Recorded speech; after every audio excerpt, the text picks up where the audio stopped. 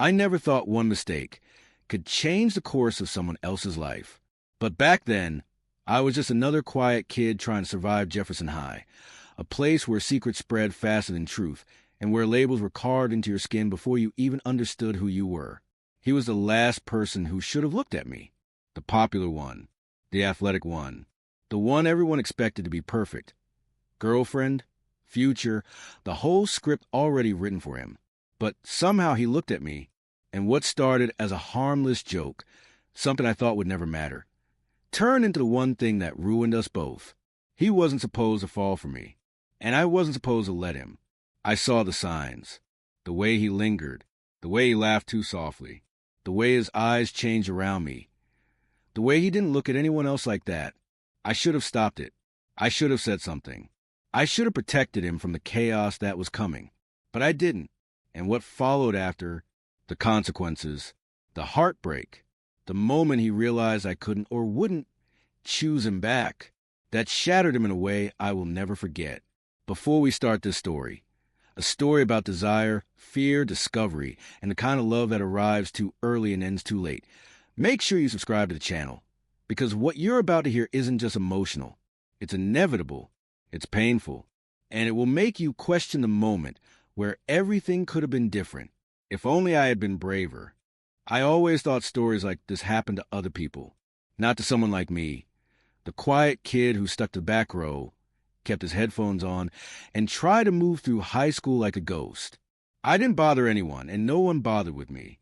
That was the deal I had with the universe. A simple one, a safe one, until he showed up in my story, without warning. His name was Caleb Hartman, the kind of guy who walked into a room and made everyone straighten their shoulders. Tall, athletic, with the kind of boyish smile teachers trusted and girls obsessed over. He was the definition of straight guy everyone expects to peak in college. People like him didn't cross into my world. We had nothing in common, nothing to connect us, nothing that should have tied our lives together. But fate has a dark sense of humor.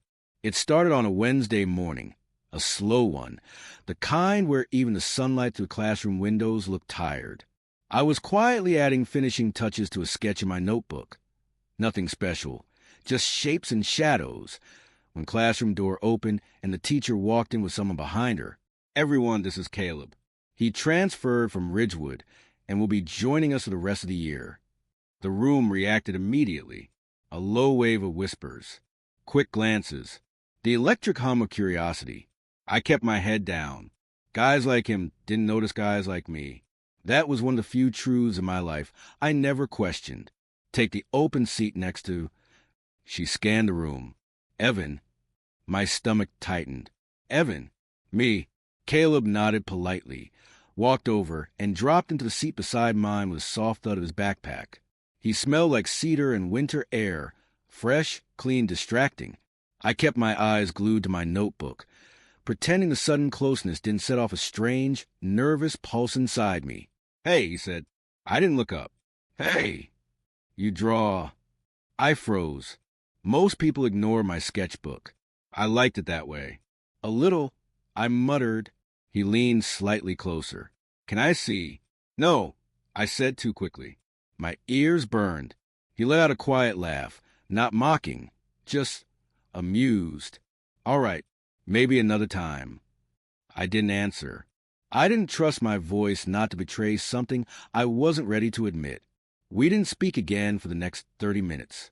But I felt it beside me, his shifting, the way he tapped his pencil, the quiet sigh he let out when he didn't understand something the teacher explained. He wasn't intimidating up close. He wasn't loud. He wasn't a stereotype. He was just real. That should have been my first warning.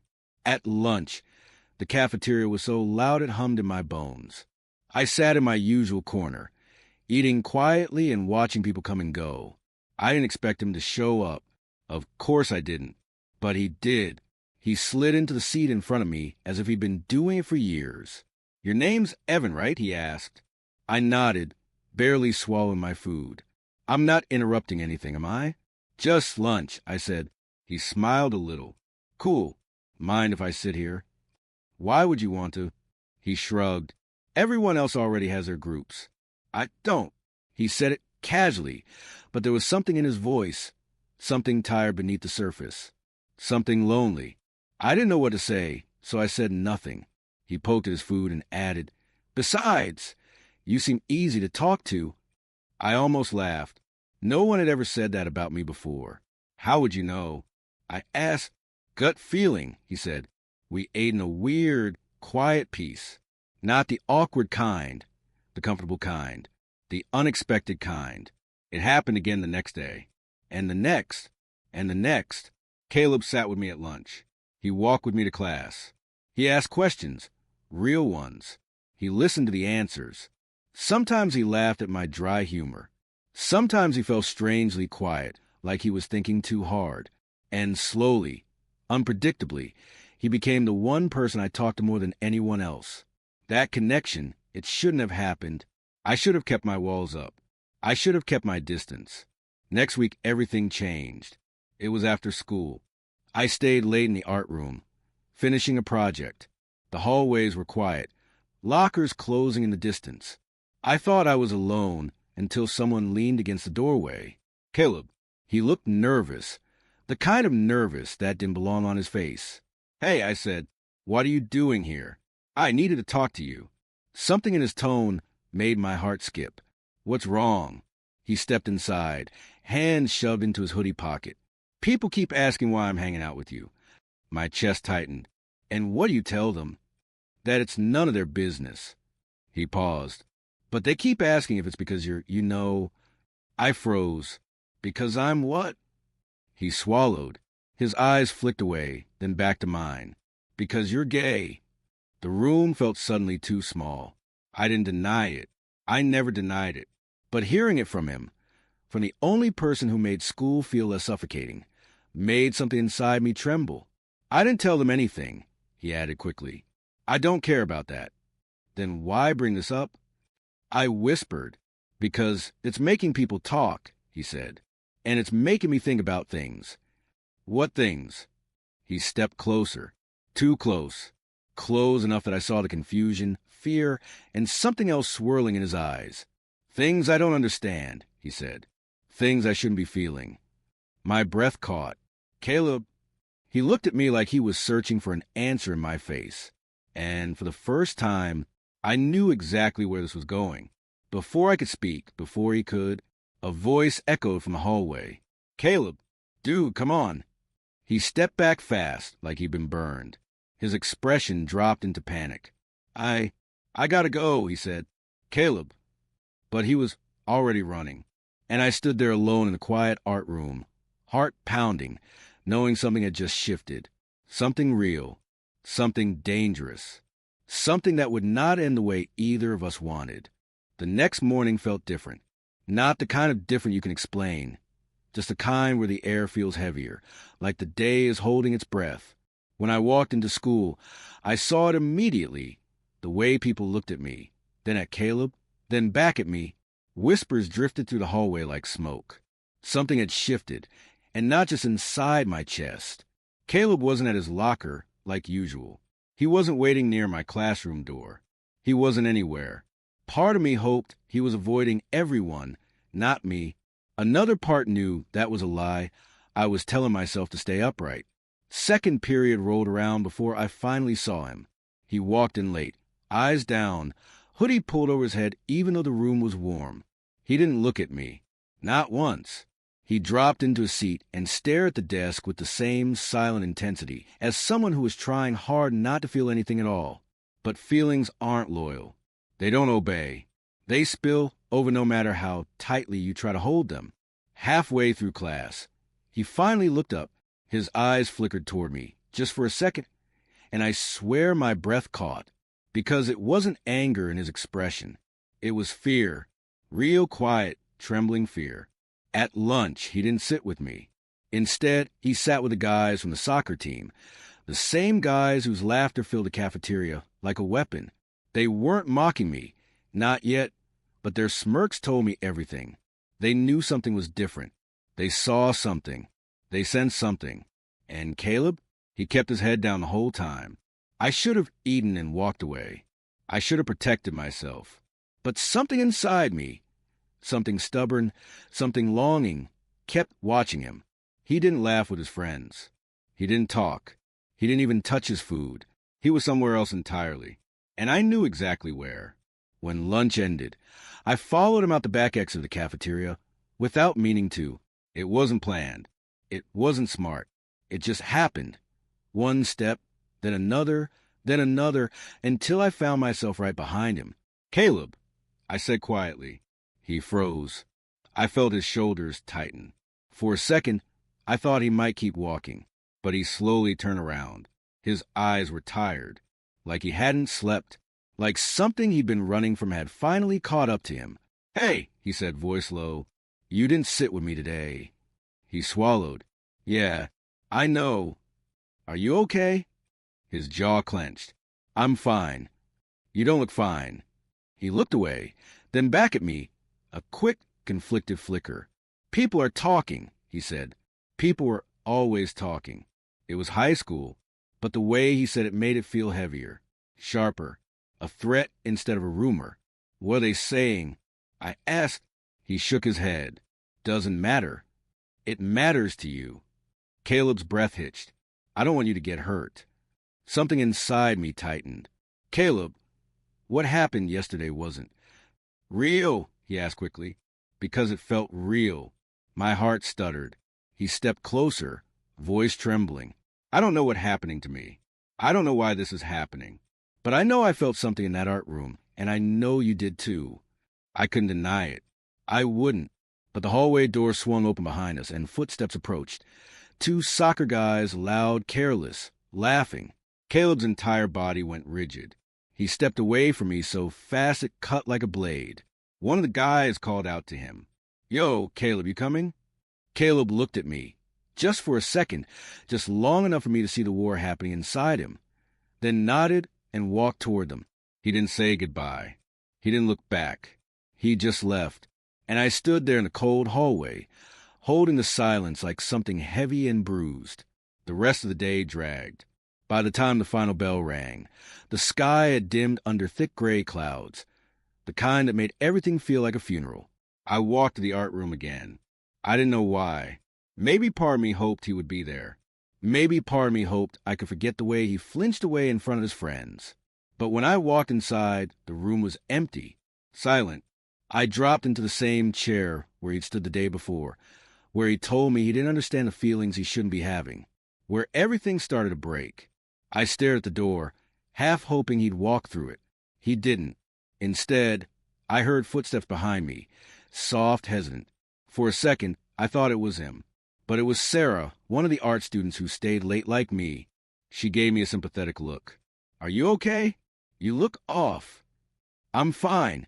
I lied. "You're not," she said gently. "Who hurt you?" I swallowed hard. "He didn't mean to," I whispered before I could stop myself. She sat beside me. People don't always hurt us on purpose. Sometimes they hurt us because they're hurting too. The words hit deeper than she could possibly know. I tried to hold myself together, but the truth cracked through me like glass. "I think he's scared," I said, "and I don't know how to help him." Sarah laid a hand on my arm. "Some people need time to accept who they are, but giving him your heart isn't going to make his journey easier." "I know," I murmured. "I just wish." I stopped because the door opened. Caleb stepped inside. His hoodie was soaked from the drizzle outside. His hair clung to his forehead. He looked wrecked, like he sprinted here, like something finally brought him to the edge. Sarah stood. "I should go." She left quickly, quietly, closing the door behind her. Caleb didn't move, didn't speak. He just stared at me with that look, the one I tried not to dream about. "I'm sorry," he whispered. I stood slowly. "For what?" "For walking away." His throat tightened. "For pretending I don't feel what I feel." My chest tightened. "Caleb." He stepped closer, 2 feet away, then 1, then half. "I don't know what this is," he said, voice shaking. "But I know I don't want to lose you." I opened my mouth to tell him I felt the same, to tell him I didn't want to lose him either, to tell him everything that could have changed the course of our lives. But before I could speak, a sharp knock at the door. A voice followed. "Caleb?"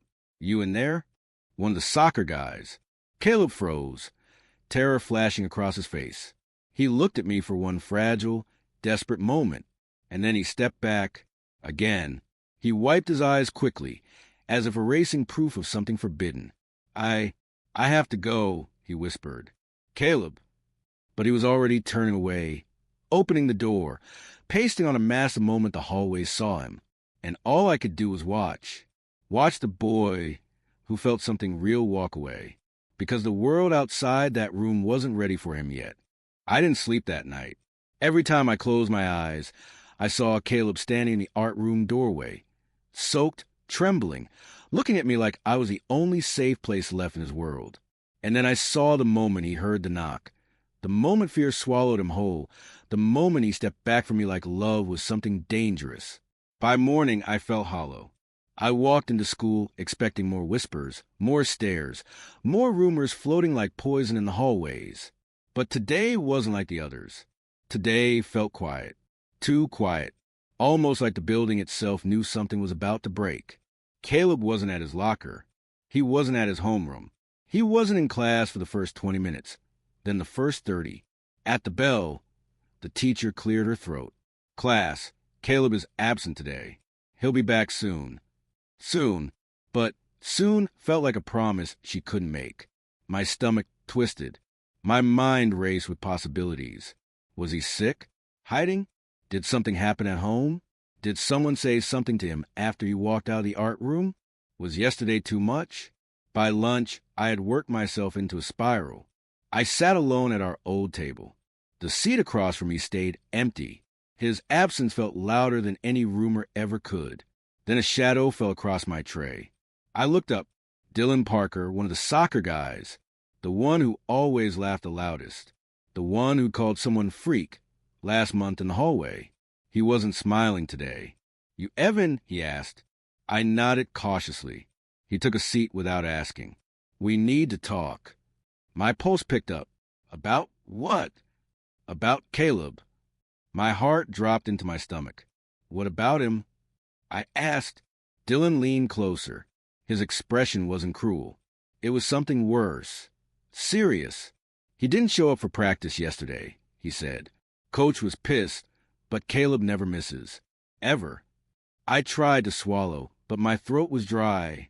Maybe he wasn't feeling well. Then this morning, Dylan continued, his mom called the school saying he wasn't coming today either. I felt cold, like the world had tilted and slid out from under me. Dylan studied me carefully. Look, Caleb's been weird lately. Different. And yesterday, he came out of the art room looking like he'd seen a ghost. I froze. He kept going. I'm not stupid.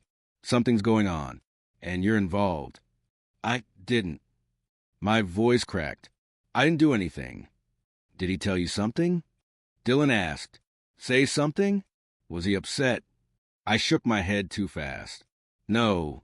I mean, he wasn't upset. We were just talking. Dylan leaned back, exhaling. Look, we're his friends. Or we're supposed to be. But he hasn't talked to us in weeks. Not really. And he's been, I don't know, off. He hesitated, then said, softer, if you know something, Evan, you should say it. I opened my mouth. I almost told him. Almost said the truth. Almost said Caleb was drowning in feelings he didn't know how to carry, tore between who the world thought he was and who he might actually be. But I closed my mouth again, because it wasn't my secret to tell. Dylan watched me carefully, then sighed and stood. If he talks to you, tell him we're worried. Okay. I nodded. He walked away, leaving my chest tight and my thoughts spiraling. After school, I went back to the art room. Same chair, same silence, same hope flickering inside me like a dying candle. But he didn't come. Again, the room felt emptier today, colder. I stared at the doorway until my eyes burned, until it felt stupid, until it hurt. Then I opened my sketchbook. I didn't mean to draw him, but I did. His eyes, his mouth, the crease in his brow when he was confused, the softness he tried to hide, the fear he couldn't. And as soon as I finished the drawing, the weight of everything hit me like a punch. I missed him. God, I missed him. Am I interrupting? I jumped. The sketchbook almost fell from my hands. It wasn't Caleb. It was Ms. Carter, the art teacher. She walked over and looked at me with gentle eyes. "Where's your friend today?" she asked. I swallowed. "I don't know." She nodded slowly, noticing the drawing before I could hide it. "That's him, isn't it?" I hesitated, then nodded. She didn't tease me. She didn't pry. She just sat beside me. "You care about him," she said. It wasn't a question. "I don't know what to do," I admitted. "I don't know how to help him without making things worse." She looked at me softly. "Sometimes caring for someone means stepping back until they're ready. But what if he never is?" I whispered. She placed a hand on my shoulder, warm, steady. "Then you'll still survive, even if it hurts." It did. It already did. That night, lying in bed, staring at the ceiling, my phone buzzed. My breath caught when I saw the name. "Caleb." A single message. "Can you meet me tomorrow? Please." My fingers shook as I typed back. "Yes." "Where?" He replied instantly. "Same place.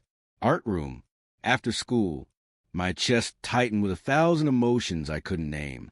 Fear, hope, longing, dread. Because something told me tomorrow wouldn't be a beginning. It would be an ending. The next day felt like a countdown.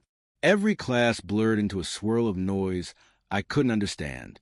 Every clock tick hammered into my skull. And when the final bell rang, my legs carried me to the art room faster than I could think. I stood outside the door, heart pounding. Then I stepped inside.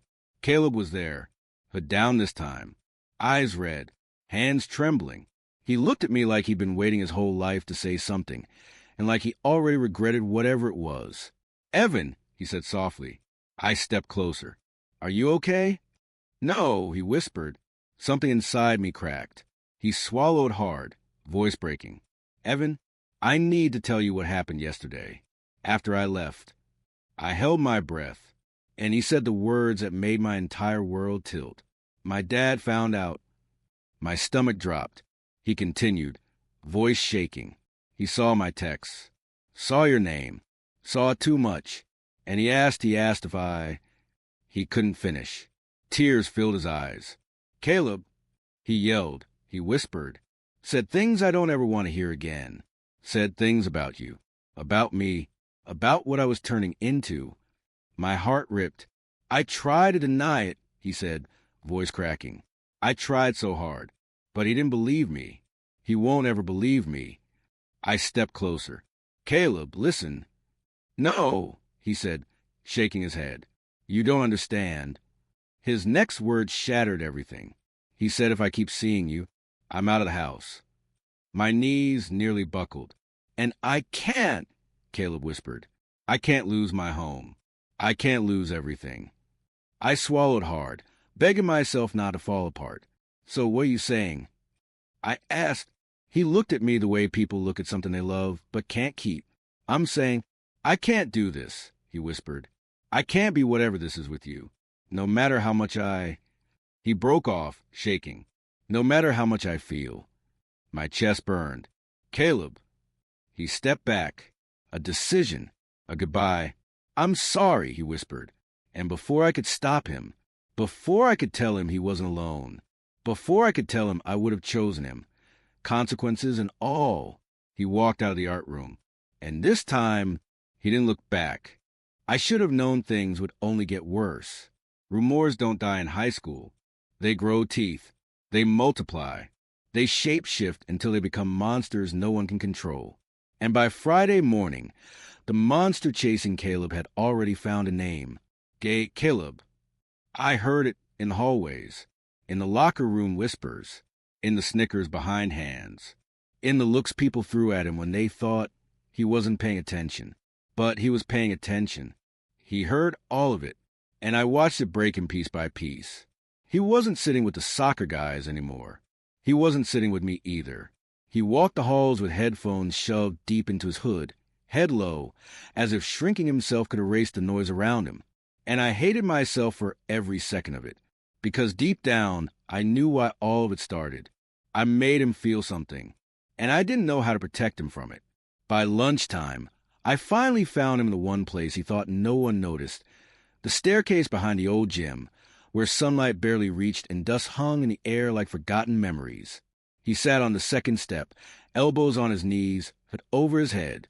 He looked small. He never looked small. "Caleb," I said softly. His shoulders tensed. But he didn't look up.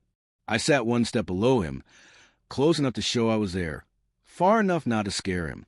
"Talk to me," I whispered. He let out a humorless breath. "About what?" "You know what." He laughed. A short, crack sound. "Everyone thinks they know what's going on with me. Why not you too?" That stung. More than I expected. "Caleb, I'm trying." "You shouldn't," he said quickly, almost desperately. "You shouldn't get involved. This isn't your problem." "Yes, it is." He finally looked at me, eyes a deep storm of fear and something else I couldn't name. "Why?" he asked. "Why would you want this to be your problem?" I hesitated. Too long. His eyes flickered with disappointment. "That's what I thought," he muttered. "No," I said quickly. "It's not that. It's just—" "You're scared," he cut in. "Just like me." I swallowed hard. "Yeah, I am." He bit his lip, gaze dropping back to the floor. "They're not wrong, you know." "About what?" He took a slow, shaky breath. "The way I look at you." My heart punched my ribs so hard it hurt. "Caleb, and the way I don't look at anyone else," he continued, voice tighter now. "The way being around you feels more real than anything else I ever felt." He ran a hand through his hair, frustrated. I told myself it was just confusion, or curiosity, or whatever. But every day I avoid you, I feel worse. And every time I see you walk past me. His voice broke. I feel like I'm losing something I wasn't supposed to lose. I didn't realize tears had formed in my eyes until he looked at me again, and his expression shifted from anger to something rawer. "I didn't want to mess up your life," he whispered. "You're not messing up anything." I whispered back. "You don't get it," he said. "My dad already thinks I'm too soft. My friends think something's wrong with me for not hooking up with girls like them. And now they think I'm—" He couldn't finish the sentence. I did it for him. "They think you're like me." He flinched but didn't deny it. Silence settled heavy between us. Thick, suffocating, honest. After a long moment, he said quietly, "Are you mad at me?" "For what?"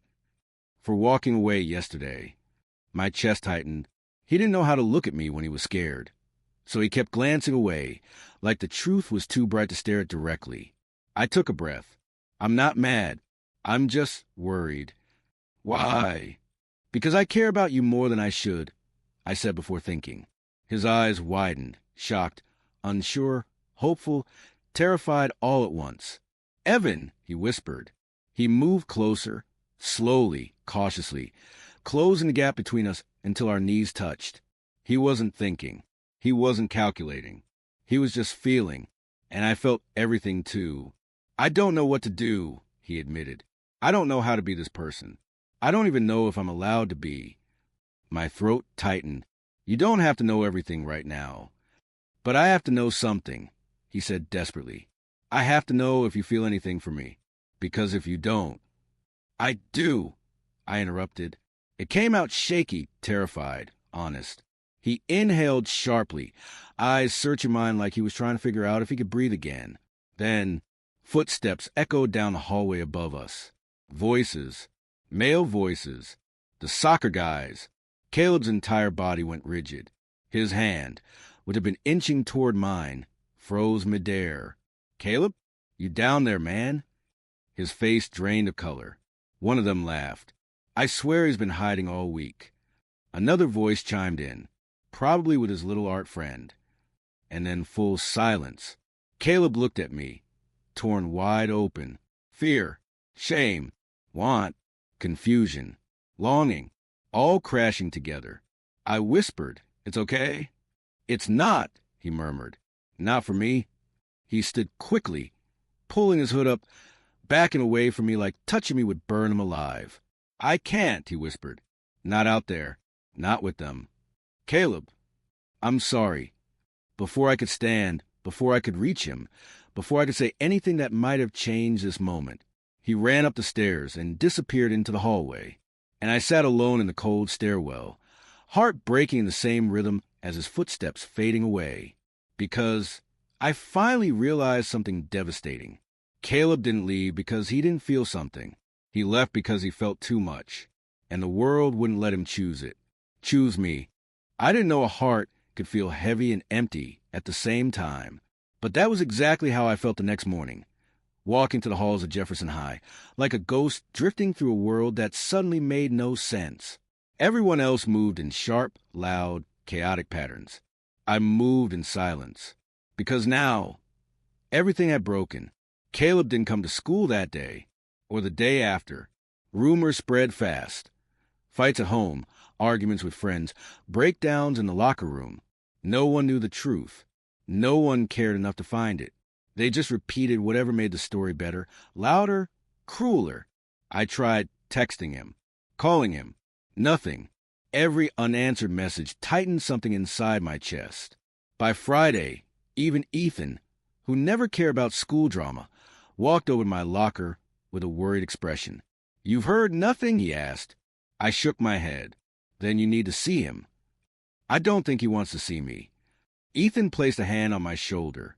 "Sometimes people need you most when they push you away." That afternoon, I walked the 2 miles to Caleb's house after school. The sky was cloudy, the air heavy with the threat of rain. Fitting weather for the kind of fear I carried in my stomach. When I reached his porch, I hesitated before knocking. Once, twice, 3 times. The door opened just enough for someone to speak. It was Caleb's mother. "Oh, you're Evan, right?" Her voice was soft but tired, the kind of tired that comes from watching your child fall apart and not knowing how to fix it. "Is Caleb home?" I asked quietly. Her eyes filled with something I didn't understand at first. Worry? Pain?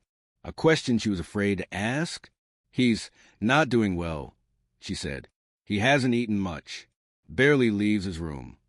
My stomach tightened. "Can I see him?" She hesitated, then stepped aside. "His room is upstairs. First door on the left."